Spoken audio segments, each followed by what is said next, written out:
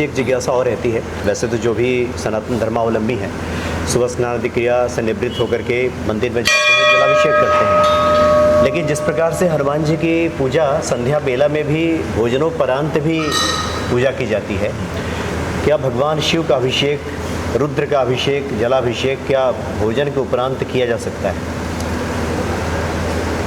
देखो, पूजन जो हमारी पद्धति है, जो उपासना की पद्धति है, इसका नाम क्या है? उपसमीपे आसनम इत उपासनम, परमात्मा के समीप चले जाने का नाम उपासना है। अन्न का निषेध बताया गया है। अन्न का निषेध है बताया गया। अच्छा। अन्न आप ना लें, अगर आप ना रह पाते हैं फलाहार लें। फलाहार क्यों बताया गया? एक तो हल्का होता है, सुपाच्य होता है। हम पूजन में बैठे हैं, हमें बैठने में कोई दिक्कत ना हो।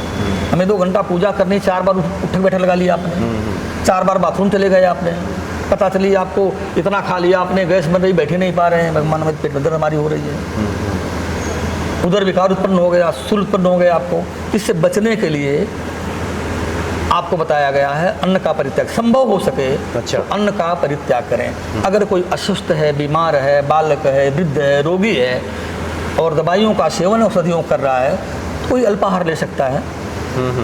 इनके लिए कोई दोष नहीं है। अन्यथा अगर आप स्वस्थ हैं, फलाहार ले, दूध ले, बहुत सारी चीज़ें परमात्मा ने, प्रकृति ने दिया है आपको कि व्रत में आप ले सकते हैं। तो इसको आयुर्वेद के नियम के तहत हम माने या फिर कोई ये शास्त्र? देखो, हमारे जितने शास्त्र हैं, अच्छा। जितने हमारे शास्त्र हैं, वो सारे एक दूसरे के पूरक हैं। अच्छा, जुड़े हुए हैं आपस में? जुड़े हुए हैं, आयुर्वेद से भी जुड़े हुए हैं। हमारा आयुर्वेद भी तो है, हमारे वेद का अंग है आयुर्वेद, हमारा धनुर्वेद भी है। तो हर चीज़ हमारे शास्त्रों में, हर विधा हमारे वेदों में हर विधा मौजूद है। और इसीलिए कहते मन को ऐसा बनाए निर्मल कि तन में मन शिव संकल्पम वस्तु, ये मेरा मन शिव को संकल्पित हो जाए। अच्छा, एक व्यवहारिक प्रश्न है। कई बार भक्तों की जिज्ञासा होती है कि जैसे कुछ लोग तीर्थाटन के लिए जाते हैं, पहुँचते पहुँचते अगर विलम्ब हो गया, 12 बज गया, 1 बज गया, 2 बज गया, तो क्या ऐसे में वो भोजन करने के बाद भगवान शिव को जल चढ़ा सकते हैं? देखिए, अगर आप समस्याग्रस्त होकर के या किसी अज्ञानतावश आपने भोजन ग्रहण कर लिया है, तो भी शिव आराधना करिए, छोड़िए मत।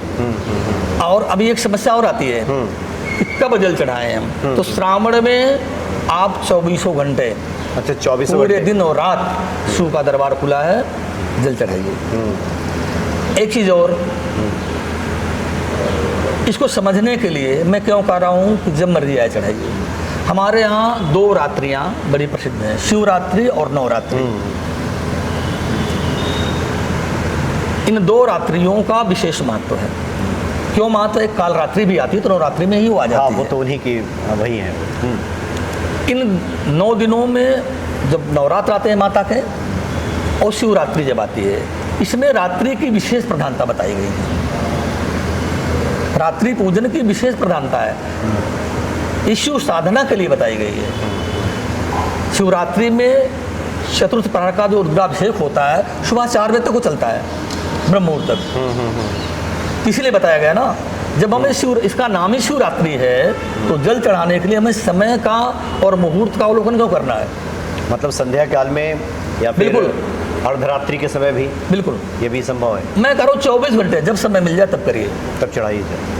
लेकिन चढ़ाइए, मतलब कोई प्रतिबंध नहीं, कोई बाउंडेशन नहीं, कोई मुहूर्त नहीं। मैंने पहले ही बताया, इस सावन का महीना विशेष रूप से भगवान भोलेनाथ के लिए आरक्षित है, शिव के लिए आरक्षित है। तो 24 घंटे शिव आराधना करिए। देखिए, मैं तो एक बात और बताता हूँ, है तो आध्यात्मिक है और लॉजिकल भी है, कि मैं तो ये कहता हूँ, अगर आप बाथरूम में स्नान कर रहे हो और वहाँ भगवान का नाम मन में आ जाए, तो चिल्ला चिल्ला के लीजिए साहब, ये समझिए मेरा पूजा करने का मुहूर्त, भक्ति का मुहूर्त तभी जागृत हुआ है। कोई दोष नहीं है। मतलब मन में जब इसके लिए एक मुझे एक पद्म पुराण, स्कंद पुराण में एक प्रसंग आता है। अच्छा। कि एक कोई ब्राह्मण था, तो बनारस से काशी के ब्राह्मणों से शास्त्रार्थ करने के लिए चला। अच्छा। अब बड़ा विद्वान ब्राह्मण, तो शिव नगरी है काशी। तो बोले बाबा, बोले बड़ा विद्वान है, जाकर उनको हरा देगा तो बड़ा दिक्कत हो जाएगी। तो मैं पहले इसको वहीं रोक देता हूँ। एक किरात का रूप बनाया भोले बाबा ने, और बाथरूम कर रहे थे, ओम नमः शिवाय मंत्र को जप रहे थे। वो ब्राह्मण दिखा रहे हैं ये कितना अशुद्ध है, बाथरूम कर रहा है और भगवान के मंत्रों की जाप कर रोक लिए।